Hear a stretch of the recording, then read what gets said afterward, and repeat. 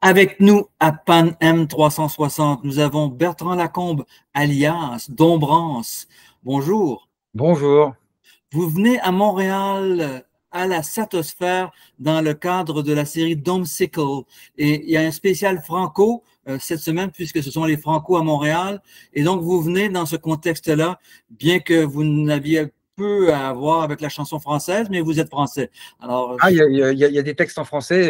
Il y a un seul mot qui tourne en boucle, mais ça reste quand même parfois des textes en français. oui, c'est ça.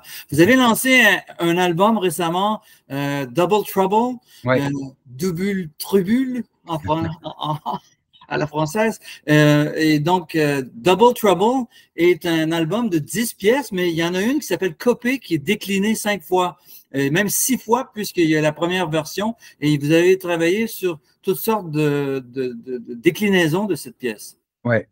Ah, c'est vraiment un EP très classique dans la forme d'EP plutôt club, donc avec beaucoup de remix. Et puis c'était l'occasion de travailler avec plein d'artistes que j'adore, comme François K, comme Lindström, Daniel Badeli. Donc voilà, c'est plutôt c'est un moyen de mettre deux originaux et puis de faire tout un travail avec des remixeurs.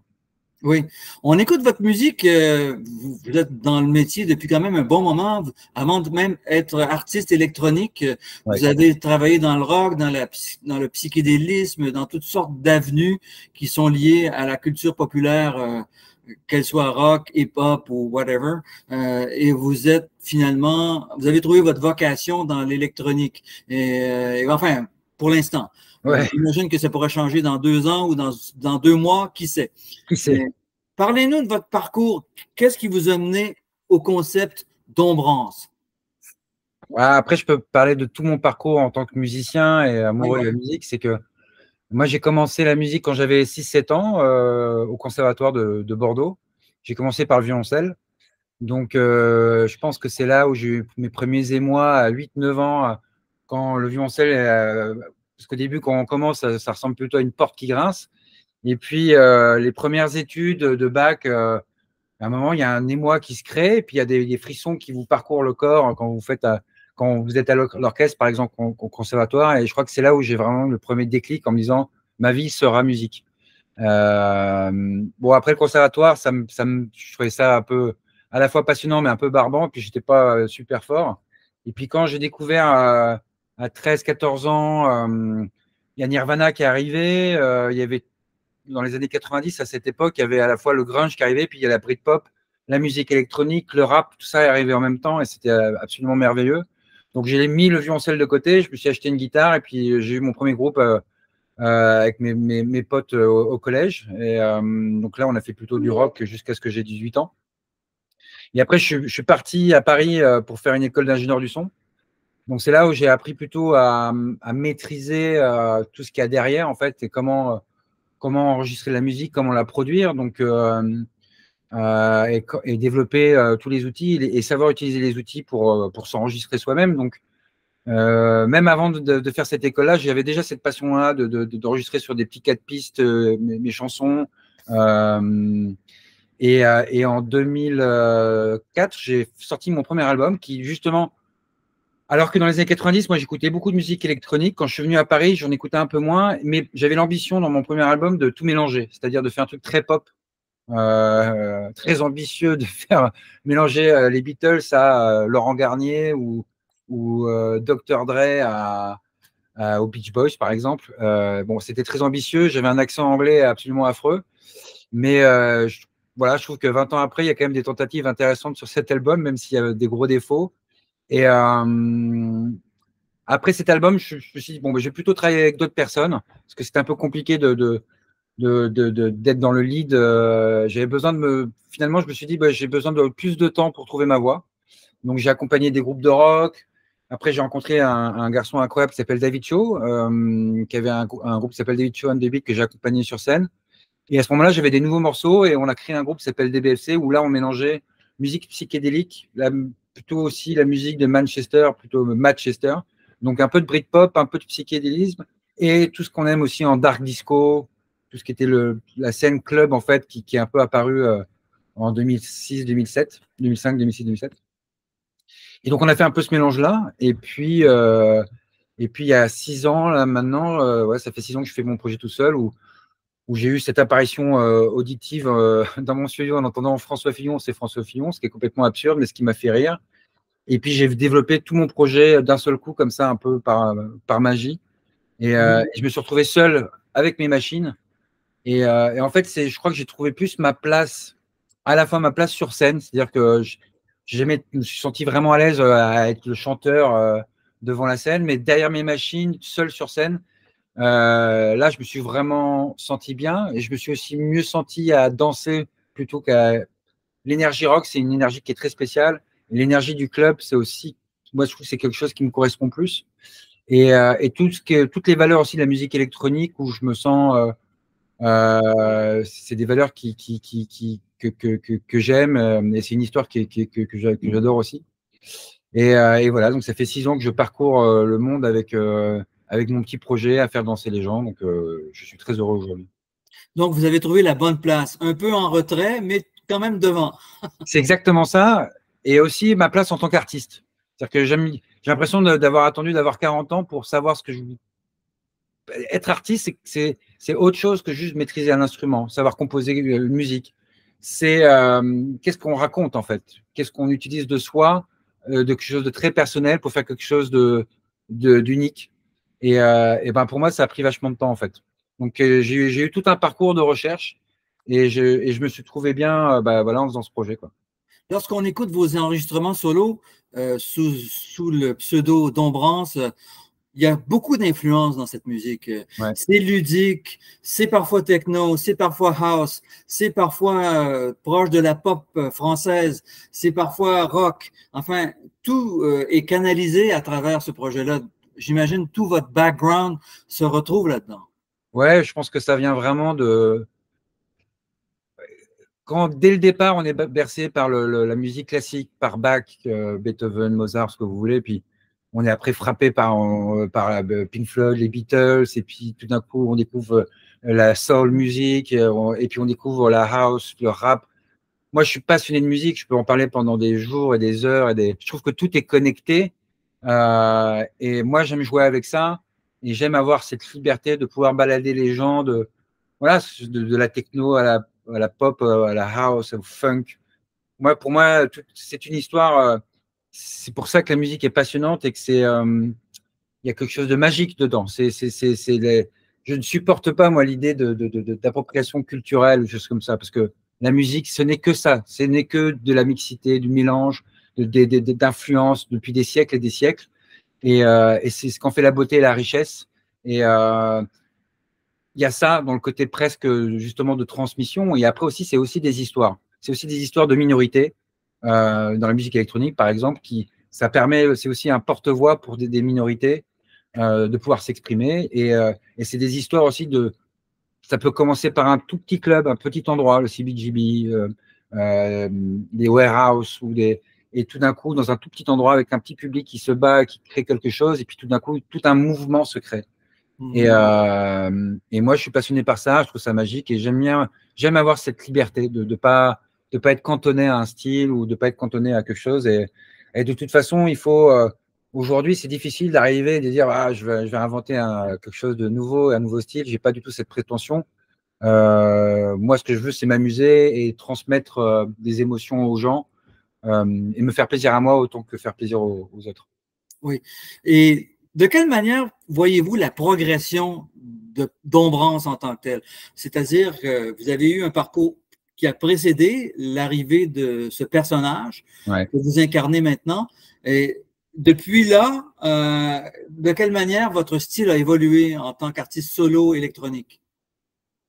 Je pense que ce qui était intéressant, c'était avec l'expérience que j'ai accumulée pendant les années, c'était finalement d'avoir des contraintes technologiques qui m'ont permis de resserrer mon son et ma patte.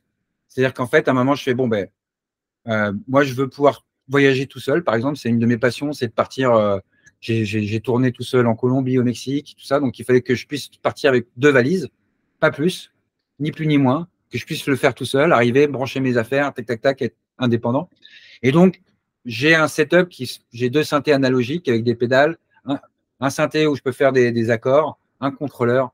Et c'est aussi le fait d'avoir ce setup-là qui m'a permis aussi de concentrer ma patte et mon son, tout en gardant toute cette ouverture, comme on vient de se dire. Et, et ça, je trouve ça intéressant parce que c'est à la fois, il y a ce besoin de liberté de pouvoir aller à droite, à gauche, mais développer aussi son propre son et son identité, c'est vachement, je trouve, hyper important et hyper intéressant. Oui, et donc, vous vous promenez avec 2 valises encore aujourd'hui. Vous allez traverser l'Atlantique très bientôt avec vos 2 valises. Et évidemment, puisque vous avez des synthés, vous avez quand même un gear qui vous permet de présenter des concerts différents, des sets live différents à chaque fois. Donc, il y a une dimension improvisation, il y a une dimension interprétation au-delà du DJisme ou de la production électronique. Je trouve que justement la dimension d'interprétation, c'est ce qui est le plus important pour moi. Encore plus que l'improvisation, parce que l'improvisation, parfois, c'est super, mais ça peut être aussi des accidents qui font que parfois il y a la magie, parfois c'est pas terrible. Ça. Je trouve que l'interprétation, c'est ce qui fait la magie de la musique. C'est-à-dire que, et l'expérience que j'ai pu avoir, notamment avec David Shaw, sur notre projet des BFC, tout ça, c'est comment, avec des instruments électroniques, on peut amener de l'interprétation, de l'énergie, mais aussi de l'émotion. Et tout passe par un filtre, un son qui passe dans une reverb à ce moment-là, tenir les gens, faire durer un moment avant que de remettre le drop. Et en fait, les gens, ils ressentent ça. Et il faut aussi, ça marche aussi par des accidents. Moi, j'aime les accidents. C'est-à-dire que moi, parfois, il faut que ça dérape. Il faut parfois que ce soit faux. Il faut que ce soit imparfait. Et je trouve que le seul défaut que je donnerais aujourd'hui à la musique électronique, c'est son besoin de perfection quelque part. Et la musique, elle est belle dans son imperfection. C'est comme les voix, par exemple, Bob Dylan. Bob Dylan est incroyable, mais c'est pas la Calas, quoi. C'est pas un chanteur virtuose. C'est pas pour ça qu'on l'aime. C'est par sa fragilité, par ça. Et je trouve que on peut trouver ça dans la musique électronique. On peut trouver de la fragilité, de l'émotion, etc. Et je trouve que c'est un travail qui est vachement intéressant. Et moi, je trouve ça passionnant pour moi, justement, d'arriver dans des soirées, souvent des clubs où il va y avoir un peu un tunnel comme ça de DJ avec quelque chose de très calibré. Et puis moi, tout d'un coup, j'arrive en costume. Bon, alors déjà, le fait d'arriver en costume, les gens ils disent, mais qu'est-ce que c'est que c'est qui ce gars, machin, etc. Et de faire un twist et ça permet aux gens aussi de vraiment de s'évader, de les accompagner et d'essayer de créer quelque chose d'un peu magique. Et la magie vient aussi de cette petite imperfection-là, quoi.